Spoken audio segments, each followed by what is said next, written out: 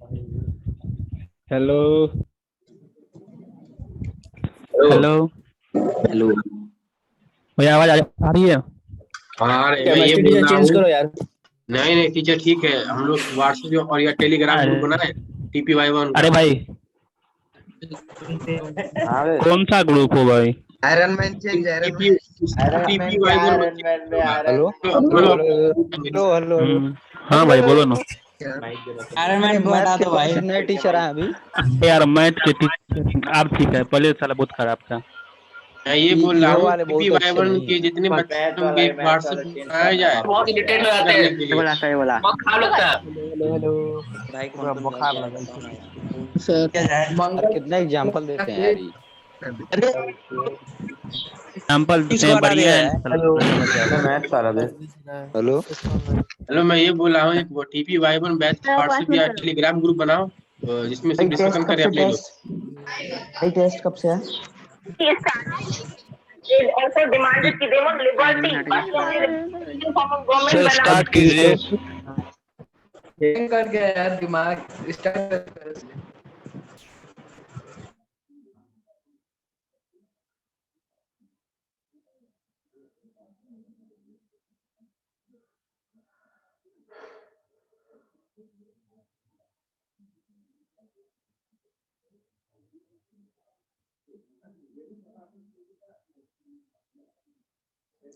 आप मुझे सुन रहे हो? Hello everyone, good morning. क्या बेटा आप मुझे सुन रहे हो? वेरी गुड, किसी को कोई प्रॉब्लम नहीं है आई होप। तो शुरू करते हैं। मेरा मैसेज एवरीवन रहेगा, जिससे कि सब लोग देख सकें कि मैसेज चैट में क्या प्रॉब्लम होती है जिसके कारण मुझे दिक्कत हो रही है। एक बच्चे ने लिखा है नॉट विजुअल। क्या मैं विजुअल नहीं हूं? क्या मैं विजुअल हूं? Very good very good very good. तो अब मुझे मैसेज को बंद कर रहा हूं और पढ़ाना शुरू कर रहा हूं। हमने लास्ट क्लास में खत्म किया था इफेक्टिव न्यूक्लियर चार्ज पे, ये समझा दिया था, बट मैं एक बार फिर से केवल ये लिख देना चाह रहा हूं कि जेड इफेक्टिव होता है जो इफेक्टिव न्यूक्लियर चार्ज होता है जेड, बट न्यूक्लियर चार्ज में कमी आती है इनर सेल के इलेक्ट्रॉन के कारण, और वो कमी आती है सिग्मा से। तो जेड माइनस सिग्मा होता है इफेक्टिव न्यूक्लियर चार्ज, जहां सिग्मा को बोलते हैं स्क्रीनिंग कांस्टेंट और shielding constant.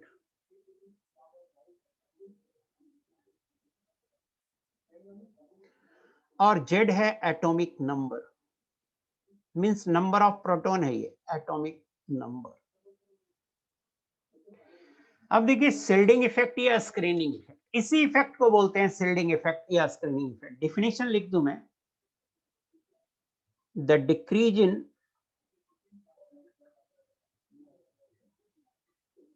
force of attraction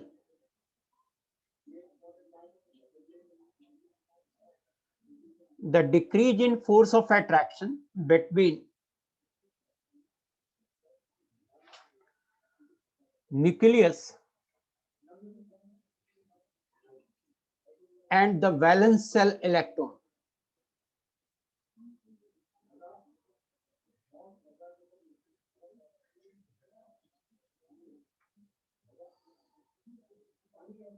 due to presence of inner shell electrons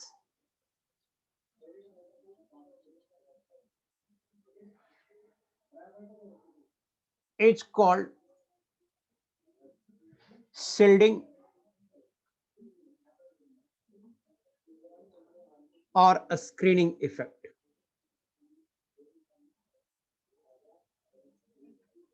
थोड़ा डिफिनेशन को एक बार पढ़िए कि मैंने क्या लिखा है। मैंने कहा है कि न्यूक्लियस में जेड प्रोटॉन है, न्यूक्लियस में जेड प्रोटॉन, इसके बाद फर्स्ट सेल होगा उसमें 2 इलेक्ट्रॉन होंगे, उसके बाद सेकंड सेल होगा उसमें 8 इलेक्ट्रॉन होंगे,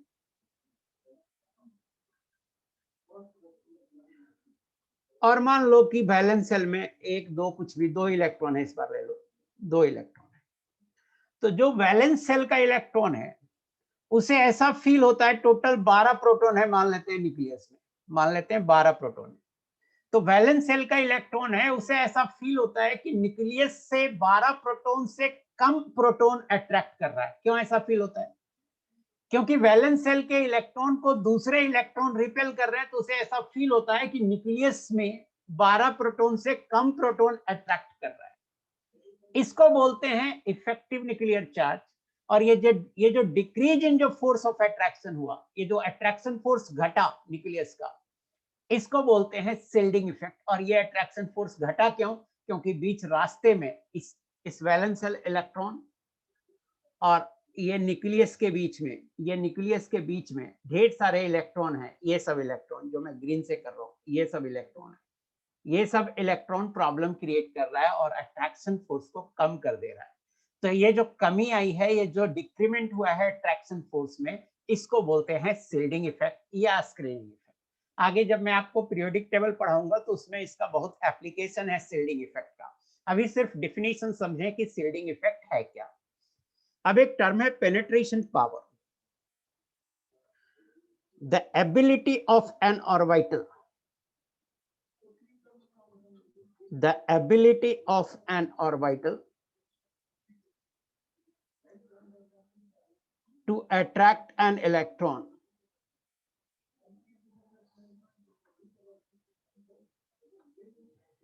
is called penetration power.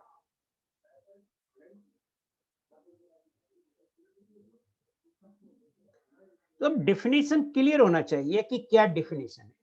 Ability of an orbital to attract an electron is called penetration power. For same cell, एक ही सेल के लिए जो पेनिट्रेशन पावर होगा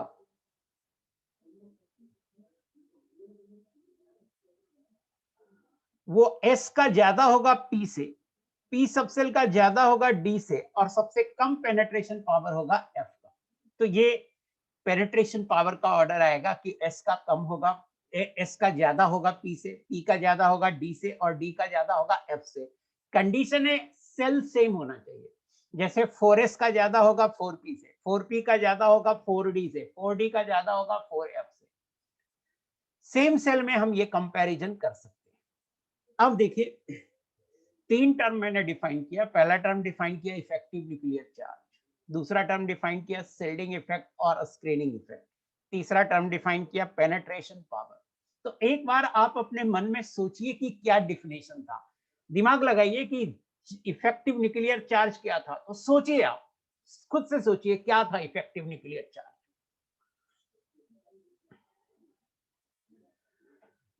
तो देखिए अब मैं बोलता हूं, कुछ सोचा होगा आपने, न्यूक्लियस में जेड प्रोटॉन होते हैं।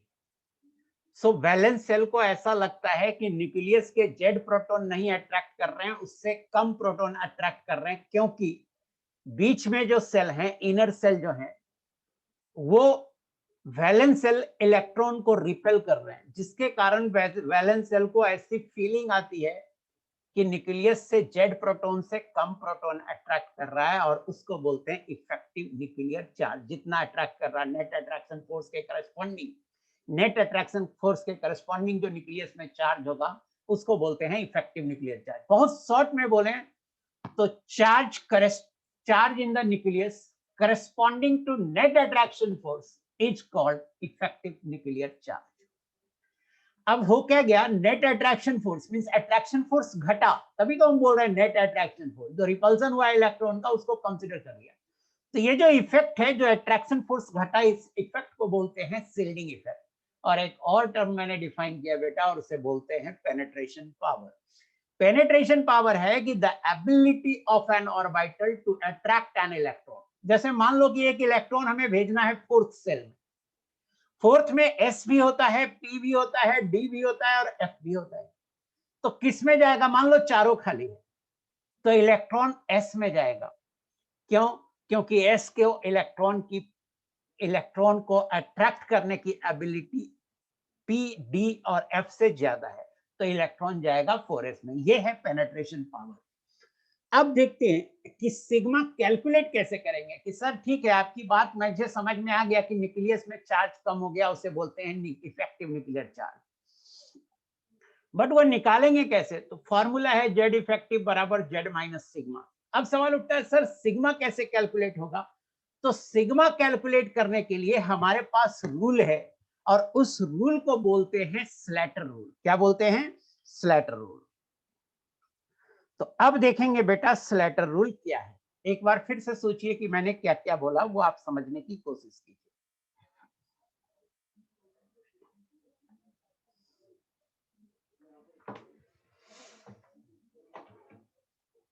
अब देखिए Slater rule,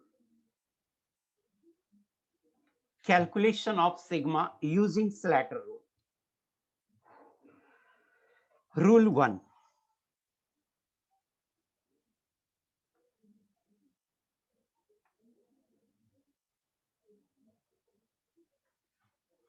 Write electronic configuration. Write electronic configuration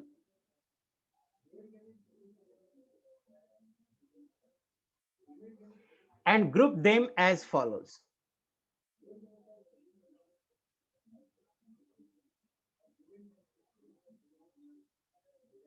पहला स्टेप है कि आप इलेक्ट्रॉनिक कॉन्फ़िगरेशन लिखिए और उसे इस तरह से ग्रुप बनाइए। पैरेंथेसिस में मैं ग्रुप बना के लिख रहा हूं 1s 2s 2p 3s 3p 3d 4s 4p 4d 4f 5s 5p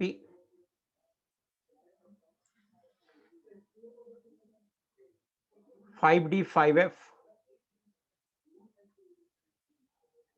6s 6p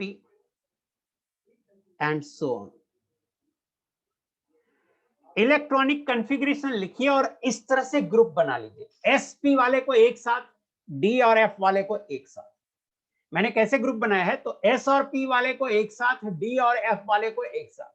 जहां एस के साथ पी नहीं हो सकता है केवल एस लेंगे, जहां डी के साथ एफ नहीं हो सकता है केवल डी लेंगे। जैसे 1s में एस के साथ पी नहीं हो सकता तो केवल 1s लिया। 3d में 3f नहीं होता है तो केवल 3d लिया। सो एसपी वाले एक साथ और डीएफ वाले एक साथ, पहला ग्रुप बन गया। रूल 2, रूल 2, चेक कीजिए कि किस इलेक्ट्रॉन, एक पर्टिकुलर इलेक्ट्रॉन का सिग्मा निकलता है। किसी भी इलेक्ट्रॉन का निकाल सकते हैं। जैसे मान लो क्रोमियम में 24 इलेक्ट्रॉन है तो पहले का भी निकाल सकते हैं, फर्स्ट इलेक्ट्रॉन का निकाल सकते हैं, सेकंड इलेक्ट्रॉन का निकाल सकते हैं, थर्ड इलेक्ट्रॉन निकाल सकते हैं, फोर्थ का निकाल सकते हैं, फिफ्थ का निकाल सकते हैं, 24वां इलेक्ट्रॉन का निकाल सकते हैं, 23वां का निकाल सकते हैं, 22वां का निकाल सकते हैं, 20वां का निकाल सकते हैं, किसी भी इलेक्ट्रॉन का निकाल सकते हैं। तो पहले फाइंड आउट कीजिए कि किस इलेक्ट्रॉन का इलेक्ट्रॉनिक कॉन्फ़िगरेशन निकालना है। जब ये क्वेश्चन से पता लग जाए कि किस इलेक्ट्रॉन का सिग्मा निकालना है, ये पता लग जाए, तो ये चेक कीजिए कि वो इलेक्ट्रॉन sp में है या d या f में है। दो ग्रुप बनाइए, या तो sp वाला इलेक्ट्रॉन होगा या df वाला इलेक्ट्रॉन होगा। तो हम पहले बात कर रहे हैं for electrons present in s और p subshell. For electrons present in S और P सबसेल। अगर इलेक्ट्रॉन S और P सबसेल में प्रेजेंट है तो देखिए फर्स्ट पार्ट कि the electron present on right side, the electron present on right side of the group made by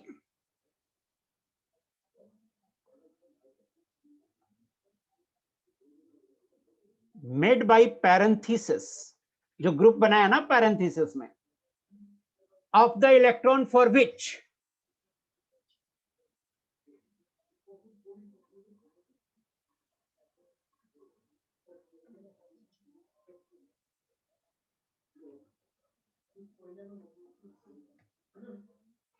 Sigma is to be calculated.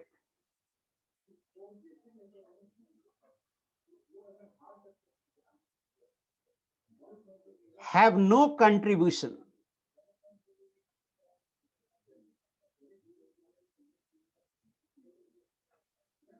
to the value of sigma.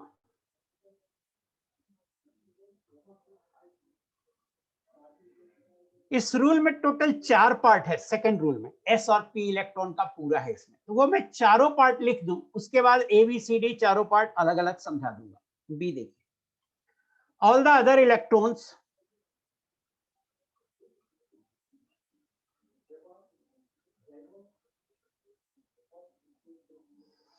present in the same cell number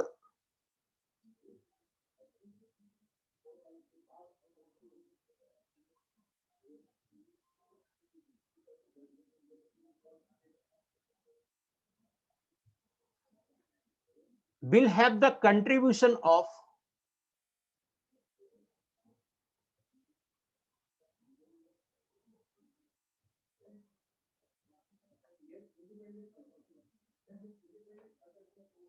.35 each, except 1s electron,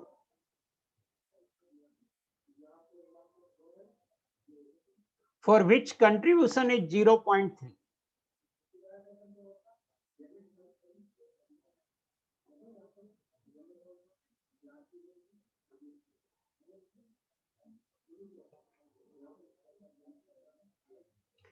n-1th cell electron contribute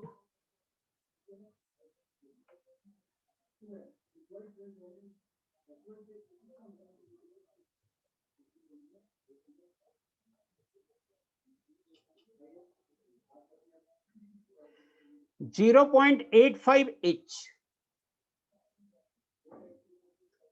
to the sigma.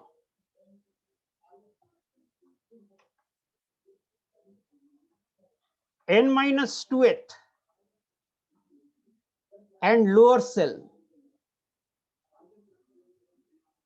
electrons contribute 1 each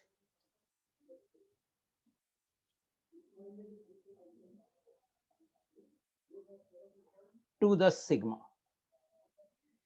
जो rule 2 है बेटा, ये सिर्फ s और p electron के लिए है, और रूल 2 हमने लिख दिया। अब हम आपको समझाते हैं, एक कॉन्फ़िगरेशन ले लेते हैं ऊपर से, कि मान लेते हैं कॉन्फ़िगरेशन है 1s2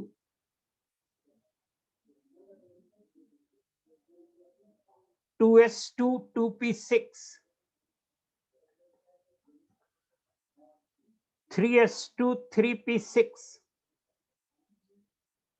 3d 4s 4p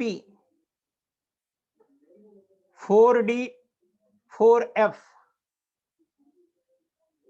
5s d में 10 ले लो 4s2 4p6 4d 10 5s2 ले लो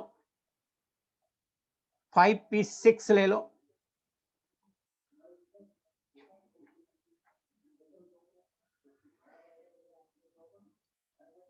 और 4f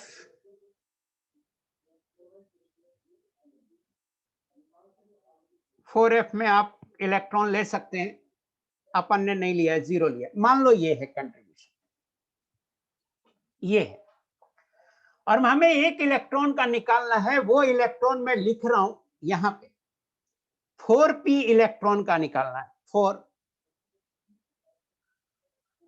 4p electrons, 4p electron का निकालना है, तो एक इलेक्ट्रॉन का निकालते हैं। तो 4p में 6 इलेक्ट्रॉन है, तो आप इसे 5 + 1 लिख दीजिए। जो 6 इलेक्ट्रॉन है उसे लिख दीजिए 5 + 1। अब देखिए क्या कह रहा है, रूल 2 का ए पढ़ रहे हैं। The electron present on right side of the group made bye parenthesis of the electron for which sigma is to be calculated have no contribution to the value of sigma. एक electron 4p का है, उसे हमने 5+1 लिख दिया, और इस 1 electron का हमें सिग्मा निकालना है, इस 1 इलेक्ट्रॉन का। तो इसके राइट साइड में जो भी है, जितने भी इलेक्ट्रॉन है, इसका कंट्रीब्यूशन होगा, कितना इलेक्ट्रॉन है, 10 2 12 6 18, 18 इंटू 0 होगा, मीन्स 0 होगा, क्योंकि कह रहा है no contribution to the value of sigma, means contribution है ही नहीं तो 0 लेंगे। बी रूल पढ़िए, मतलब जिस इलेक्ट्रॉन का निकालना है उसके राइट साइड में पैरेंथेसिस में जितना इलेक्ट्रॉन होगा सबका कंट्रीब्यूशन टुवर्ड्स सिग्मा 0 लेंगे। पहला पॉइंट क्लियर हो गया होगा। ए बी पॉइंट देखिए, कह रहा है all the other electrons present in the same shell, उसी सेल के अंदर और जितने भी इलेक्ट्रॉन हैं, तो एक इलेक्ट्रॉन छोड़ दीजिए, कितने इलेक्ट्रॉन है उसी सेल के अंदर, कितने इलेक्ट्रॉन है, तो 7 इलेक्ट्रॉन है। उन सातों का जो कंट्रीब्यूशन होगा 0.35 ईच होगा, मीन 7 इंटू 0.35 होगा। एक इलेक्ट्रॉन जिसका निकाल रहे हैं उसको छोड़ देंगे, उसको छोड़ के 4s और 4p में टोटल 7 इलेक्ट्रॉन है, और पर इलेक्ट्रॉन जो कंट्रीब्यूशन है, कंट्रीब्यूशन ऑफ 0.35 ईच है। अब कह रहा है ये NH सेल था, मान लो n बराबर 4th सेल का हम निकाल रहे थे, 4p इलेक्ट्रॉन का निकाल रहे थे, तो NH सेल हो गया 4, तो n-1h सेल हो गया 3rd सेल। तो कह रहा है n-1h सेल इलेक्ट्रॉन कंट्रीब्यूट 0.85, तो n-1h में ये पूरा इलेक्ट्रॉन है, तो ये होगा 18 इलेक्ट्रॉन है, 18 इंटू 0.85, सबको जोड़ते जाइए। और कह रहा है n-2th है लोअर सेल, n-2th या उससे नीचे सेल के जितने भी इलेक्ट्रॉन है सबका कंट्रीब्यूशन 1 है, तो इनका कंट्रीब्यूशन होगा 6 2 8 1 2 10, 10 इंटू 1, ये सिग्मा आएगा जी, ये बराबर सिग्मा आएगा, और ये होगा 10 plus 18 into 0.85,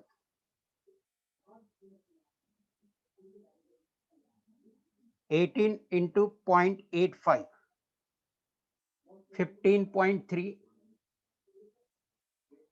plus 7 into 0.35, 2.45 plus 0, और ये जो भी आ जाए वो आंसर होगा 10 प्लस 15.3 प्लस 2.45, सिग्मा होगा 27.75, ये आएगा सिग्मा। मीन्स ऐसे याद रखते हैं, जिस इलेक्ट्रॉन का निकालना है उसके राइट साइड में जो भी इलेक्ट्रॉन होगा उसका कोई कंट्रीब्यूशन नहीं, जिस इलेक्ट्रॉन का निकालना है वो अगर s और p इलेक्ट्रॉन है तो उसी सेल में और जितने इलेक्ट्रॉन होंगे उसका 0.35 ईच होगा। उसके एक पहले वाला n-1th सेल में हर इलेक्ट्रॉन का 0.85 ईच होगा, और उसके अंदर जितने भी सेल हैं सभी इलेक्ट्रॉन का 1 ईच होगा। सो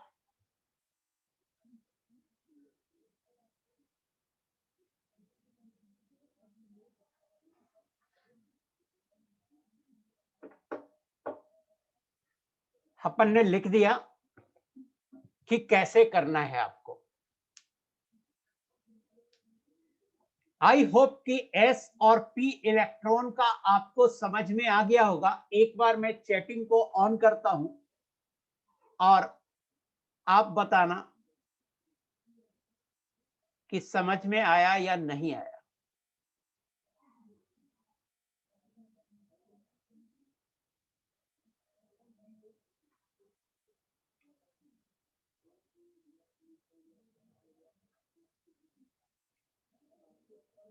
कुछ समझ नहीं आया, एक आया। कुछ समझने के लिए देखना होता है बेटा, है ना। जिसे मूवी देखने की आदत हो वो क्लास कैसे समझ सकता है। एक आध बच्चा है, मोस्ट ऑफ द बच्चों ने बोला समझ में आ गया है। मैंने देख लिया, एक ही बच्चा है जो लिखा है कुछ समझ में नहीं आया, क्योंकि उसे कुछ आ भी नहीं सकता। मोस्ट ऑफ द बच्चों ने लिखा है कि समझ में आ गया। थोड़ा एनालिसिस करता हूं। 10% बच्चे हैं जो कहे हैं कि एक बार फिर से। ठीक है, एक बच्चा बोला पेनेट्रेशन पावर, फिर से ये एक बच्चा जो पेनेट्रेशन पावर बोला, इतना अच्छे से तो डेफिनेशन लिखा हुआ है कि 4 अलग अलग सेल हैं SPDF, किसी भी सबसेल है, इनफैक्ट 4 अलग अलग सबसेल हैं SPDF। सभी सबसेल की इलेक्ट्रॉन को अट्रैक्ट करने की पावर बराबर नहीं होगी, सभी सेल का इलेक्ट्रॉन के अट्रैक्ट करने की पावर अलग अलग होगी। तो जिसकी पावर जितनी ज्यादा होगी उसकी पेनेट्रेशन पावर उतनी ज्यादा होगी। द एबिलिटी पेनेट्रेशन मतलब इलेक्ट्रॉन को पेनेट्रेट करना, कहां तक जाना, तो इलेक्ट्रॉन कहां तक पेनेट्रेट होगा, तो ये जिसका पेनेट्रेशन पावर ज्यादा होगा उसके पास इलेक्ट्रॉन के पाए जाने के चांसेस ज्यादा होंगे। So ability of a subshell to attract, the ability of a subcell or ability of an orbital to attract an electron is called penetration power। जैसे 4s, 4p, 4d और 4f चारों खाली हैं, एक इलेक्ट्रॉन फोर्थ सेल में भेज रहे हैं, तो कहां जाएगा, तो वो 4s में जाएगा। सो 4s का पेनेट्रेशन पावर ज्यादा होगा। सो पेनेट्रेशन पावर तो मुझे कुछ भी ऐसा नहीं लगा कि आपको डिफिनीशन नहीं समझ में आएगा। Ability to attract an electron, ability of an orbital to attract an electron, इतना ही तो है पेनेट्रेशन पावर। इससे ज्यादा इंपॉर्टेंट है कि आप इसमें ये याद रखो कि 4s का पेनेट्रेशन पावर मींस s का पेनेट्रेशन पावर p से ज्यादा, p का पेनेट्रेशन पावर c से ज्यादा, d से ज्यादा, d का पेनेट्रेशन पावर f से ज्यादा। सो S का सबसे ज्यादा होगा, उसके बाद P का, उसके बाद D का और सबसे कम F का होगा पेनेट्रेशन पावर। ये पॉइंट याद रखने वाली पॉइंट है। दूसरा है 0.3 की बात सबसे ज्यादा आई है कि 1s का 0.3, आप लैंग्वेज अच्छे से पढ़े नहीं है स्टेटमेंट का, कि 1s का 0.3 कब लेंगे ये नहीं क्लियर हुआ। 1s का 0.3 तब लेते जब इसी में जो इलेक्ट्रॉनिक कॉन्फ़िगरेशन लिखा हुआ है इसी में सेकंड इलेक्ट्रॉन का निकाल रहे हो। देखिए लैंग्वेज ध्यान से पढ़िए। The electron present on right side of the group made by parenthesis of the electron for which sigma is to be calculated have no contribution to the value of sigma. ए point समझ में आ गया कि जिस electron का निकालना उसके right side में जितने भी इलेक्ट्रॉन है उसका कंट्रीब्यूशन नहीं होगा, जीरो होगा। 0.3 बी में आया है, समझिए बी को। All the other electrons present in the same cell number, उसी सेल नंबर में, सेम सेल नंबर का मतलब क्या है, सेम सेल नंबर का मतलब है कि उसी सेल में जिस सेल में इलेक्ट्रॉन का हम सिग्मा निकाल रहे हैं, will have the contribution of 0.35 except 1s electron. तो 1s इलेक्ट्रॉन वाली बात यहाँ पे नहीं लगेगी क्योंकि जिस सेल में इलेक्ट्रॉन हम निकाल रहे हैं वो 4p इलेक्ट्रॉन है, 1s तो है ही नहीं, तो 1s वाली बात नहीं लगेगी। 1s वाली बात सिर्फ और सिर्फ तब लगेगी जब इसी जिस एलिमेंट का ये इलेक्ट्रॉनिक कॉन्फ़िगरेशन है उसके सेकंड इलेक्ट्रॉन का सिग्मा निकालते, तब 1s वाला फंडा लगता कि 1s इलेक्ट्रॉन का 0.3 लेंगे। यहाँ पर 1s इलेक्ट्रॉन है n-2th and lower shell, n-2th and lower shell में आता है 1s इलेक्ट्रॉन। यहाँ पे 1s electron n-2th and lower shell में आता है तो उसका कंट्रीब्यूशन 1 होगा। 1s का कंट्रीब्यूशन 0.35 तब लेते जब 1s में जो दूसरा इलेक्ट्रॉन है उस इलेक्ट्रॉन का सिग्मा निकाल रहे होते। 1s में जो दूसरा इलेक्ट्रॉन है उस इलेक्ट्रॉन का सिग्मा निकालेंगे तो s में जो इलेक्ट्रॉन है उसका कंट्रीब्यूशन 0.35 ना लेके 0.3 लेंगे। सो जो 2-3 डाउट मैंने देखे आपके वो मैंने एक्सप्लेन करने की कोशिश किया, एक बार बताना समझ में आया या नहीं आया। और प्लीज अगर किसी को कुछ नहीं समझ में आया तो उसका उपाय नहीं है बेटा, एक आध बच्चा लिखता है कुछ समझ में नहीं आया क्योंकि तुमको समझने लायक तुम हो ही नहीं। सो प्लीज नेग्लेक्ट करूंगा मैं तुमको, सॉरी। ऐसे लिख दोगे कुछ समझ में नहीं आया तो कोई मतलब ऐसा नहीं है ना कि मैं फ्रेंच में लिख रहा हूं, हिंदी में समझा रहा हूं, हिंदी समझ में आती है, इंग्लिश में लिख रहा हूं, इंग्लिश आपको जानने आता है, कुछ तो समझ में आएगा कि क्या कह रहे हैं। इस इलेक्ट्रॉन से राइट साइड वाला का कंट्रीब्यूशन 0, क्यों नहीं समझ में आया ये लाइन कि जिस इलेक्ट्रॉन का निकालना उसके राइट साइड में जितना भी इलेक्ट्रॉन होगा सबका कंट्रीब्यूशन टुवर्ड्स सिग्मा 0 होगा। तो एक बार फिर से बोलिए चीजें समझ में आई या नहीं आई। जिनको दिक्कत है वो लिखेंगे तो और ज्यादा क्लियर होगा। 0.3 का बहुत डाउट आया था, वो क्लियर हुआ कि नहीं? 1s वाला फिर से समझा। No unit.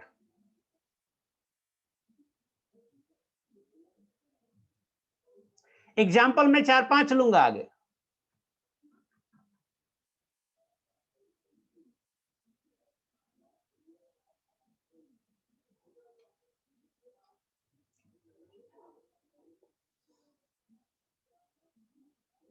मैंने देखा ये सब जो पूछते हैं ना, यूनिट होगा कि नहीं होगा, ये सब मैं खुद ही बताता हूं। यूनिट होगा तो मैं लिखूंगा, नहीं होगा तो नहीं लिखूंगा। तो आप देखो ना, बिना यूनिट के मैं कैसे लिख सकता हूं? सो किसी अपन सिग्मा किसी यूनिट में नहीं कैलकुलेट करते। ये एजम्पशन है। कोई कह रहा है कि सर कंट्रीब्यूशन 0 कैसे हुआ? ये सारे चीजें एजम्पशन है जो साइंटिस्ट ने लिया है, कोई साइंटिफिक रूल नहीं है। उन्होंने अपना कुछ एक्सपेरिमेंट किया होगा, उसके आधार पर उन्होंने सर्टेन एजम्पशन लिया और बोला कि ऐसा होगा। तय बात है, जो रिफ्रैक्टिव न्यूक्लियर चार्ज होगा वो तो कम होगा, तो कम होगा तो इतना कैसे निकालेंगे? तो साइंटिस्ट ने कुछ एक्सपेरिमेंट किया होगा, उसके आधार पर सर्टेन रूल बनाए होंगे।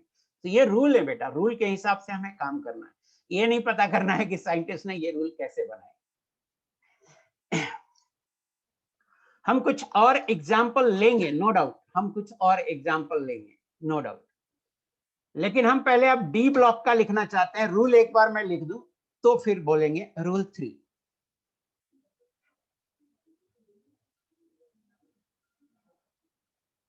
For electron present in D और F subshell,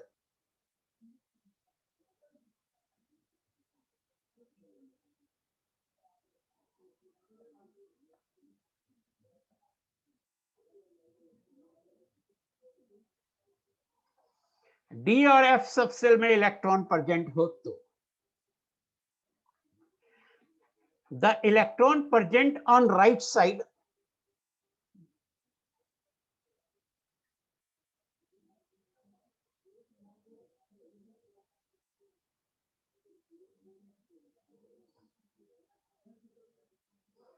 of the group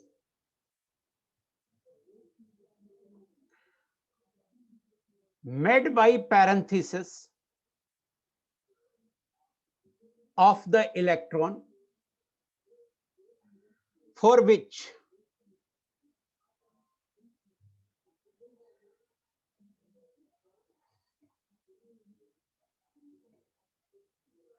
sigma is to be calculated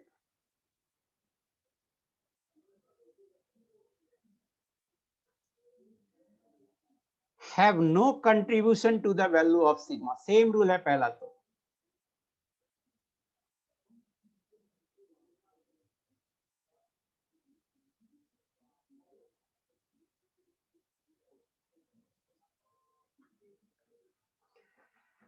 all the other electron present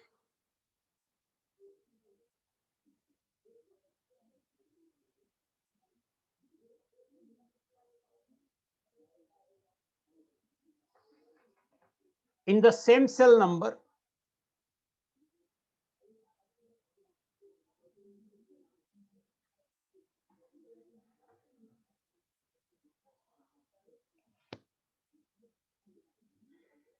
in the same group, लिखो, सेल नंबर नहीं लिखो, in the same group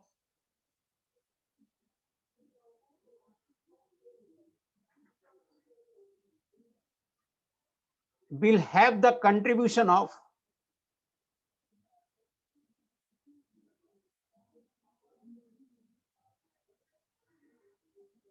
(0.35 each). Rest of the electron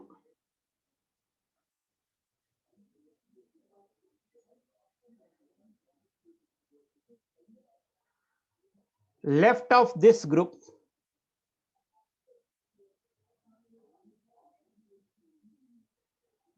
will have the contribution of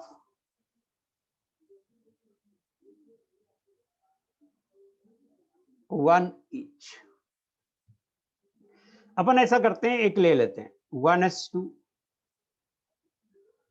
2s2 2p6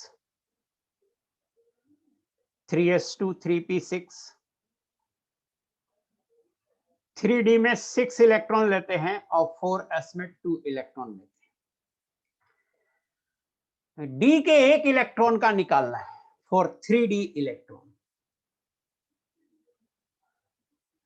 for 3D electron, 3D electron के लिए निकालना है। तो आप क्या करो, 6 को लिख दो 5 + 1 और इस 1 इलेक्ट्रॉन का निकालना है। तो पहले तो ये देखिए कि इस ग्रुप के राइट साइड में जो है 4s2, इस ग्रुप के राइट साइड में जो है इसका कंट्रीब्यूशन जो होगा, इसका कंट्रीब्यूशन ये होगा 2 × 0। इसी ग्रुप में जो ऑल अदर इलेक्ट्रॉन है, बी वाला रूल लगाइए, बी रूल लगाइए कि all the other electron present in the same group will have contribution 0.35 each. तो एक इलेक्ट्रॉन छोड़ दीजिए, इस ग्रुप में 5 इलेक्ट्रॉन और है, 5 × 0.35। Rest of the electron left of this group will have contribution, बाकी सारे इलेक्ट्रॉन इसके लेफ्ट वाले का कंट्रीब्यूशन 1 होगा। तो 6 2 8 18 इलेक्ट्रॉन है, सो 18 × 1। तो सिग्मा बराबर हो जाएगा 18 × 1 + 5 × 0.35, ये होगा 18 + 1.75 19.75। ये सिग्मा निकल के आएगा। 3D इलेक्ट्रॉन के लिए निकालें।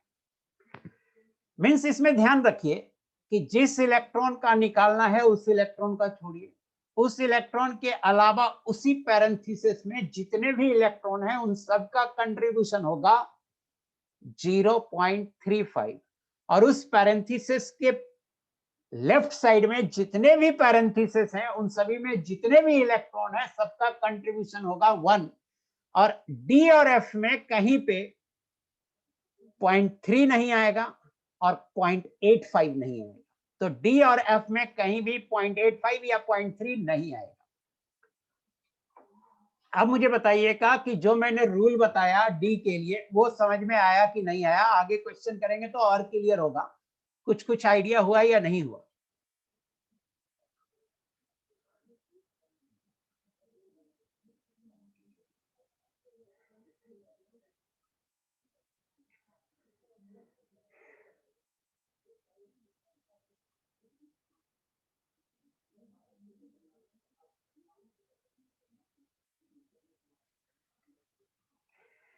एक बच्चा पूछ रहा है सर सिग्मा,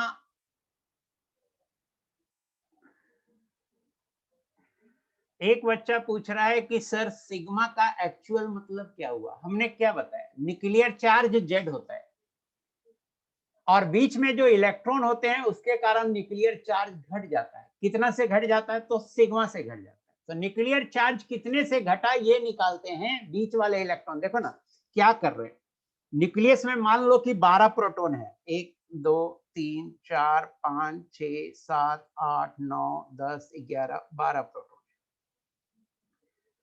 इसके फर्स्ट सेल में ये 2 इलेक्ट्रॉन है, सेकेंड सेल में 8 इलेक्ट्रॉन है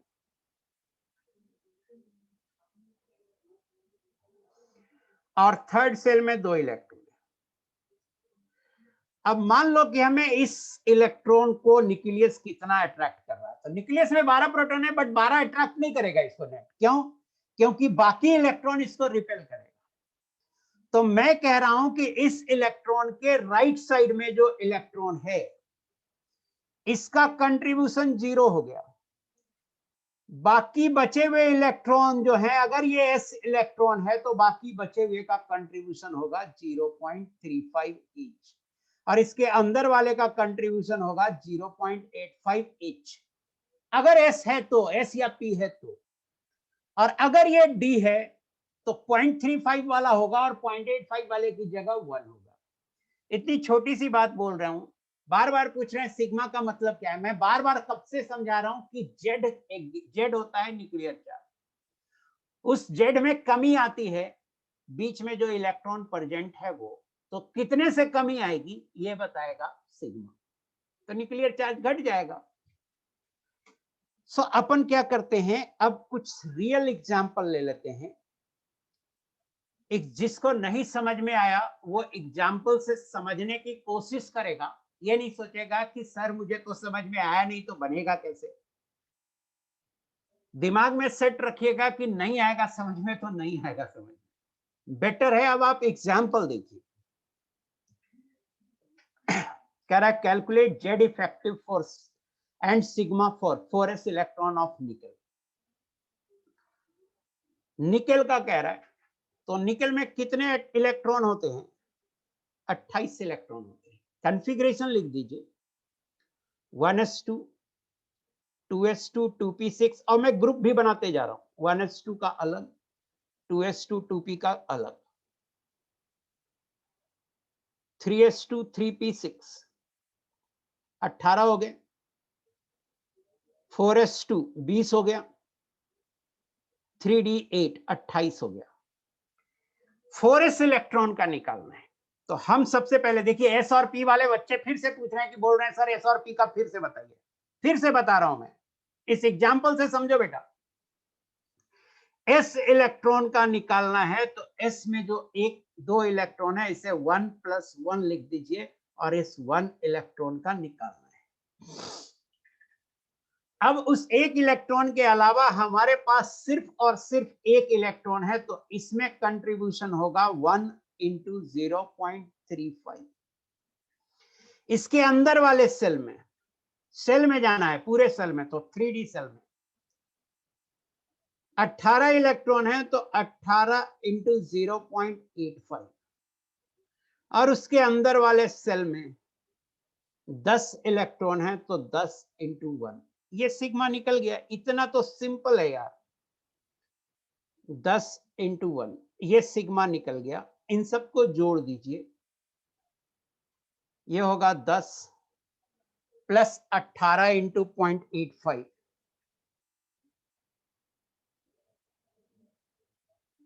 ये आएगा 15.3 + 0.35, और ये आ जाएगा 25.3 + 0.35, ये आ जाएगा 25.65। ये आंसर हो गया सिग्मा का आंसर हो गया। अब आप निकालो जेड इफेक्टिव। जेड इफेक्टिव होगा जेड - सिग्मा। निकेल के लिए जेड है 28 और सिग्मा है 25.65, तो ये हो जाएगा 2.35। ये आंसर हो जाएगा। मुझे बताइए, मैं आप सबको अलाउ कर रहा हूं, मुझे बताइए कि ये वाला समझ में आया कि नहीं आया। 4s इलेक्ट्रॉन का निकालें, समझ में आया कि नहीं है 4s इलेक्ट्रॉन? सिर्फ वो मैसेज करो जिसको नहीं आया।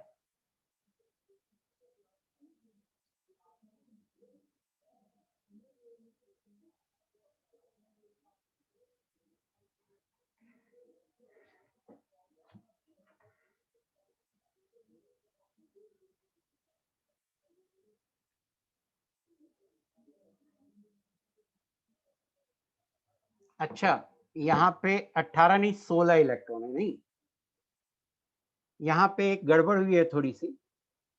यहाँ 18 इलेक्ट्रॉन नहीं है, 16 इलेक्ट्रॉन है। यहाँ 16 इलेक्ट्रॉन है, काउंटिंग में गड़बड़ हुई है, तो 16 × 0.85 13.6 होगा यहाँ पे।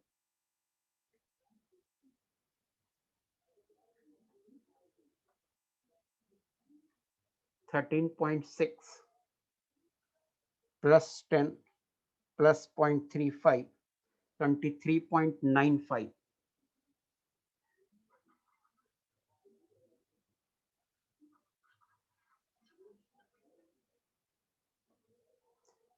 ये आ रहा है 23.95।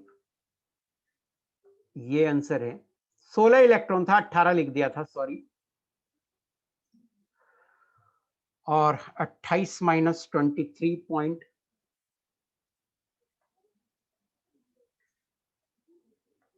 28 - 23.95 4.05 ये आंसर है। डी में 10 समझ के 18 लिख दिया था। एक बच्चा पूछ रहा है आपने 4s2 में से एक क्यों हटाया? यार इतनी देर से तो बोल रहा हूं जिस इलेक्ट्रॉन को निकालना है उस इलेक्ट्रॉन को छोड़कर। देखो लैंग्वेज देखो, ऑल द अदर इलेक्ट्रॉन लिखा हुआ है यहाँ पे, all the other electron present in the same shell. All the other electron mean जिस इलेक्ट्रॉन का निकालना है उसको छोड़कर। ऑल द अदर इलेक्ट्रॉन का मतलब है, ऑल द अदर इलेक्ट्रॉन का ये मतलब है कि जिस इलेक्ट्रॉन का निकालना था उसे छोड़कर। फिर से देखिएगा एग्जाम्पल 31 मैंने बना दिया है, जिनको डाउट है सिर्फ वो लिखेंगे।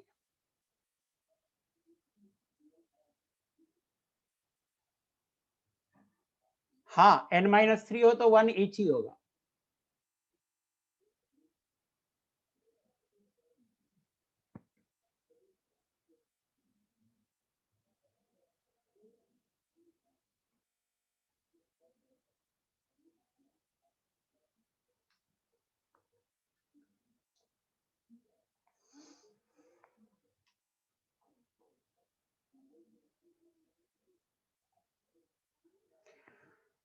कुछ बच्चा बोल रहा है सर सिग्मा नहीं निकाल पा रहे, और एक बच्चा बोल रहा है 1s इलेक्ट्रॉन का 1 कब लेंगे, री एक्सप्लेन कर दीजिए। अरे जिस इलेक्ट्रॉन का निकालना है सिग्मा, वो कौन सा इलेक्ट्रॉन है, किस सेल में है? फोर्थ सेल में। किसमें है? फोर्थ सेल में। तो n बराबर 4 हो गया। आप पूछ रहे हैं 1s electron, 1s electron n-2 से लोअर हो गया ना, तो n-2 या उससे लोअर, n-2 या उससे लोअर जो भी इलेक्ट्रॉन होगा सबका कंट्रीब्यूशन 1 होगा। देखिए ना यहां लिखा हुआ है, यहां देखिए n-2th and lower cell electron contribute 1 each to the sigma। n- जो जिस इलेक्ट्रॉन का आप निकाल रहे हैं उसका प्रिंसिपल क्वांटम नंबर n है। n-2th सेल और उससे नीचे के सेल में जो भी इलेक्ट्रॉन है सबका कंट्रीब्यूशन 1 होगा। तो आप देखिए जरा सा कि nth सेल है, फोर्थ सेल हमारा nth सेल है, थर्ड सेल n-1th है तो 0.85, nth सेल में 0.35, n-1th सेल में 0.85 और n-2th और उससे छोटा सेल में 1 कंट्रीब्यूशन है। एक ही बात तो याद रखना है यार, nth सेल में 0.35, n-1th सेल में 0.85, n-2th एंड लोअर सेल में 1। इतना क्यों याद नहीं हो रहा है यार सिग्मा, इतना क्यों याद नहीं हो रहा है कि nth सेल में 0.35, एक इलेक्ट्रॉन छोड़कर, जिसका निकाल रहे हैं उसको छोड़कर, उससे नीचे वाले सेल में 0.85 और उससे नीचे वाले सारे सेल में 1। इतना क्यों याद नहीं हो रहा है जो बार बार लिख रहे हो सिग्मा नहीं निकल रहा है? फिर से बोल रहा हूं, जिस इलेक्ट्रॉन को निकालना है, जिस इलेक्ट्रॉन का सिग्मा निकालना है, उस एक इलेक्ट्रॉन को छोड़कर बाकी जो भी इलेक्ट्रॉन है nth सेल में उसका 0.35, उसके नीचे वाले सेल में 0.85, उससे नीचे और नीचे सारे जितने भी हैं नीचे सारे सेल में 1। क्यों बार बार लिख दे रहे हो सिग्मा नहीं निकल पा रहा है? मुझे बताना आप समझ में आया कि नहीं आया? सिर्फ जिनको पहले डाउट था वो बताएं कि उनको क्लियर हुआ कि नहीं हुआ। सिर्फ वही लिखें जिनको पहले डाउट था कि सिग्मा नहीं निकाल पा रहे। एग्जाम्पल तो और कराऊंगा, आपने क्यों लिख रहे हो बार बार और एग्जाम्पल कराओ और ये कराओ? एक ही एग्जाम्पल कराए, अभी यार बोल रहे हैं और कराओ, ये कराओ वो कराओ, वो तो मैं कराऊंगा ना। मैं जो अभी एग्जाम्पल करा रहा हूं उसके बारे में बताओ, वो समझ में आया कि नहीं आया? पैरेंथेसिस का मतलब छोटी कोष्टक। एक बच्चा पूछ रहा है पैरेंथेसिस का मतलब, पैरेंथेसिस का मतलब छोटी कोष्टक, इसको बोलते हैं पैरेंथेसिस। हम पूछते हैं ये एग्जाम्पल समझ में आया कि नहीं आया, आप कुछ और रिप्लाई करते हैं। मैं बोलता हूं सिर्फ वो बच्चे लिखेंगे जिसको डाउट है। हाँ, NH सेल का मतलब जिस इलेक्ट्रॉन का निकाल रहे हैं उसका principal quantum number. NH shell का मतलब जिस इलेक्ट्रॉन का निकाल रहे हैं उसका प्रिंसिपल क्वांटम नंबर।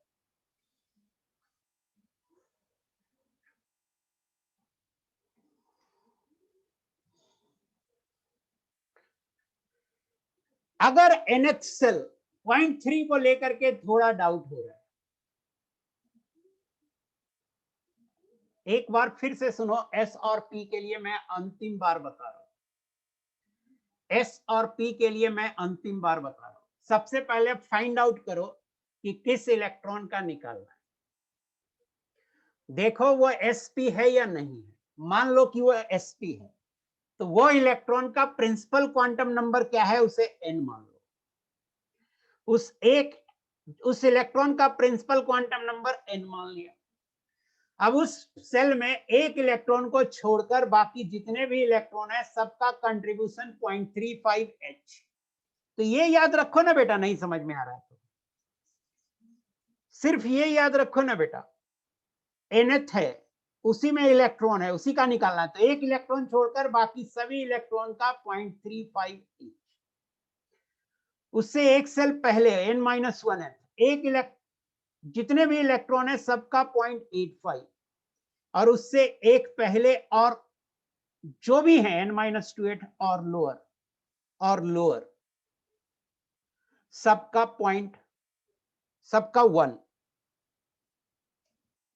1। ये 3 लाइन, ये क्यों नहीं याद हो रहा है? इतनी सी बात क्यों नहीं याद हो रहा है? एक बच्चा लिख रहा है आपका नाम, कहते कहीं के नाम पूछने के लिए मैं क्लास ले रहा हूं।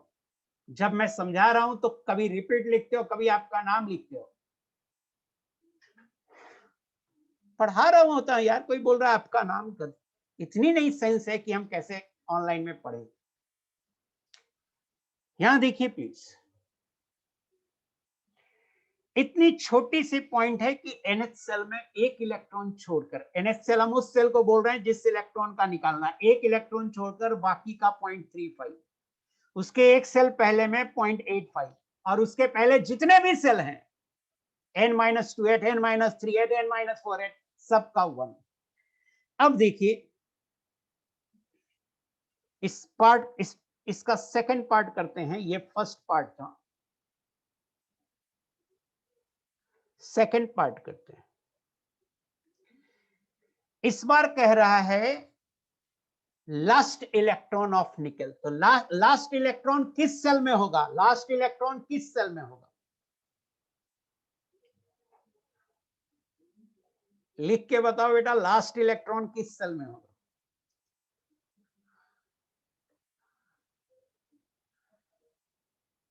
वेरी गुड, वेरी गुड, सबने सही लिखा है। 3D में होगा। 1s2, 2s2 2p6, 3s2 3p6, 3d8 4s2। Last electron यहां होगा, तो इस 3d8 को लिख दीजिए 7 + 1। इसका कंट्रीब्यूशन 0 होगा, और इसी ग्रुप में जो कंट्रीब्यूशन होगा, डी ब्लॉक है तो कंट्रीब्यूशन होगा 0.35, और इन सब का कंट्रीब्यूशन होगा 1। तो देखिए मैं सिग्मा निकाल रहा हूं। सिग्मा होगा 7 × 0.35 + 18 × 1,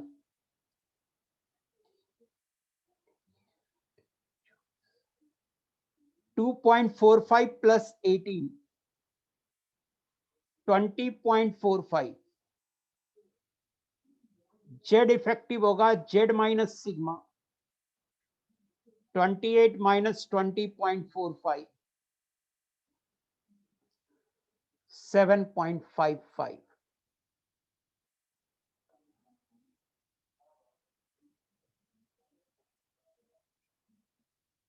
ये आंसर है, ये आंसर है।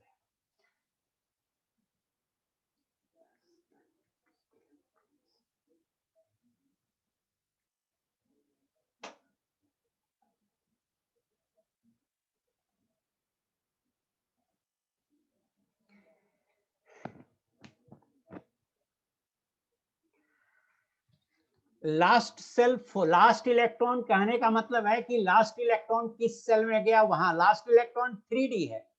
दीपक गुप्ता, अभी तक तुमको लास्ट इलेक्ट्रॉन नहीं पता चल रहा है। लास्ट इलेक्ट्रॉन 3D है। पहले 4s में 2 इलेक्ट्रॉन रख दिया, देखिए कौन सा इलेक्ट्रॉन कहाँ है। 1s में 2 इलेक्ट्रॉन है, फर्स्ट 2 इलेक्ट्रॉन। 2s में 2 इलेक्ट्रॉन है, नेक्स्ट थर्ड और फोर्थ इलेक्ट्रॉन है। फिर 2p में 6 इलेक्ट्रॉन है, 5th 6th 7th 8th 9th 10 electron है। फिर 3s में 11 12 है, 3p में 13 14 15 16 17 18 है। फिर 4s में 19 20 है। फिर 3d में 21 से लेके 28 इलेक्ट्रॉन है। इतना ही नहीं पता चल रहा है, अपना लॉजिक दे रहा हूं, मेरी बात नहीं सुनने की कोशिश कर रहे। डी का क्या करना है कि अगर डी में इलेक्ट्रॉन हो तो उसी ग्रुप में जितने इलेक्ट्रॉन है सबको 0.35 से मल्टीप्लाई कर दीजिए। उसके पहले जितने भी ग्रुप हैं उसमें जितने इलेक्ट्रॉन हैं सबको 1 से कर दीजिए। डी का तो बहुत ही आसान है। मुझे बताइएगा समझ में आया या नहीं आया, लिखकर बताइए। सेकंड पार्ट समझ में आया या नहीं आया?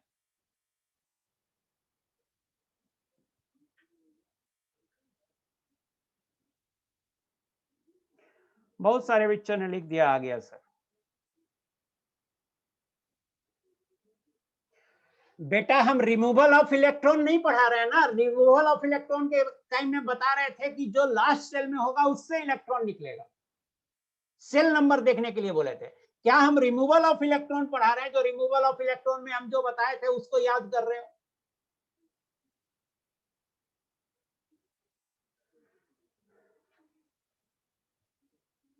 नहीं, जेड इफेक्टिव निगेटिव नहीं होगा। जेड इफेक्टिव नेगेटिव नहीं होगा। और जो लोग 0.3 पकड़ के अभी तक बैठे हैं उनसे मेरा ये कहना है कि आगे मैं एग्जांपल लूंगा ना 0.3 वाला। क्यों अभी तक पकड़ के बैठे हो?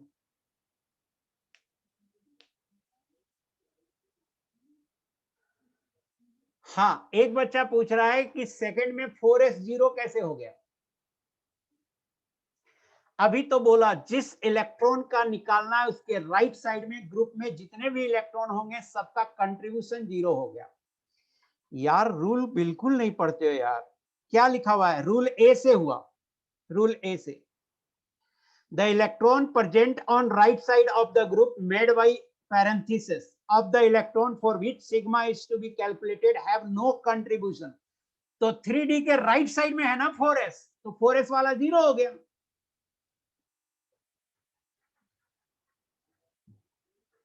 फोर एस वाला 0 हो गया।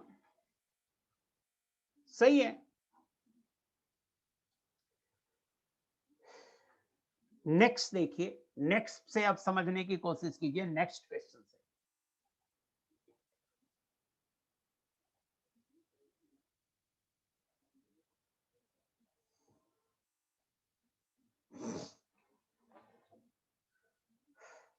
दिमाग में सेट करो बेटा जो बोल रहा हूं। दिमाग में कुछ भी फालतू फालतू चलेगा तो नहीं समझ में आएगा। देखिएगा, फिर से बोल रहा हूं मैं।